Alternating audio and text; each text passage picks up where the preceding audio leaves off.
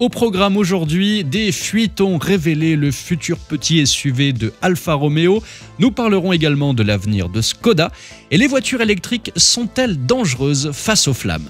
Bienvenue à tous sur la chaîne Octane. Retrouvez une nouvelle vidéo tous les jours résumant l'actu automobile. Alors n'oubliez pas de vous abonner pour ne rien louper.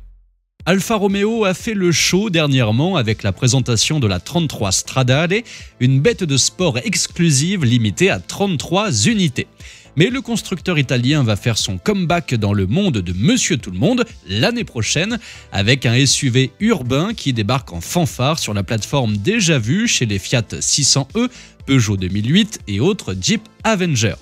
Grâce à une fuite relayée sur Instagram, nous avons déjà le visage de ce futur petit SUV qui est assez déroutant, il faut bien le dire. Le bouclier avant semble avoir fait un stage chez un constructeur de tondeuses à gazon, rien à voir avec la pureté qu'on aime chez Alfa.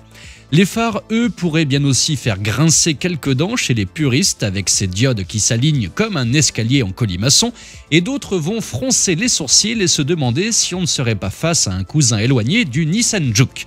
Il va falloir prendre son mal en patience, la vérité sortira de l'usine dans quelques mois. Sous le capot, le futur SUV urbain d'Alfa Romeo se la jouera électrique comme ses cousins de la galaxie Stellantis.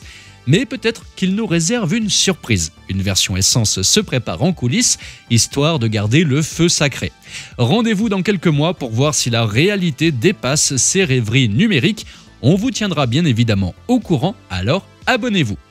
Et voilà Skoda qui se lance dans le grand bain des SUV XXL avec son Vision 7S qui mesure pas moins de 5,02 m. Ce mastodonte préfigure le futur style de la marque et le prochain gros SUV tchèque prévu pour 2026 sera fortement inspiré de ce concept. Malgré ce design très carré, les lignes sont plus douces, plus zen.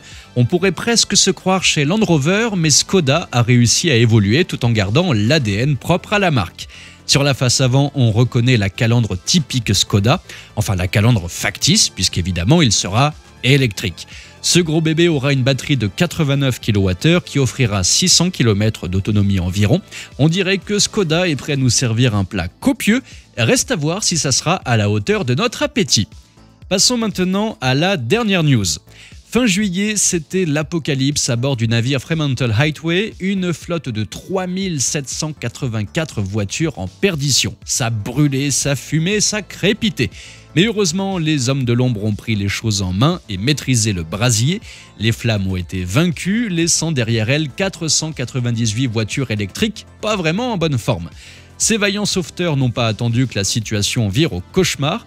On sait bien que ces batteries, quand elles sont contrariées, peuvent se mettre à jouer les pyromanes. On décide donc de plonger ces voitures dans des containers. On ne veut prendre aucun risque, alors on répète l'opération, on plonge, on récupère et on évacue. Vous vous rappelez de cette BMW i8 noyée par des pompiers hollandais ou de cette Tesla Model S qui s'est prise pour Johnny Hallyday aux États-Unis des mois après son propre accident ? Eh bien cette fois, en les plongeant dans ces bennes, les voitures malmenées du Fremantle Highway ne devraient pas décider de jouer les têtes brûlées. Cela dit, on peut aimer ou pas les voitures électriques, le sujet n'est pas là, mais à ceux qui vont d'emblée cracher sur elles en disant que cette technologie est dangereuse, voulez-vous que l'on reparle de la Ford Pinto, qui est pourtant sortie quasiment 70 ans après la démocratisation du moteur à combustion interne? Je dis ça, vous connaissez la suite.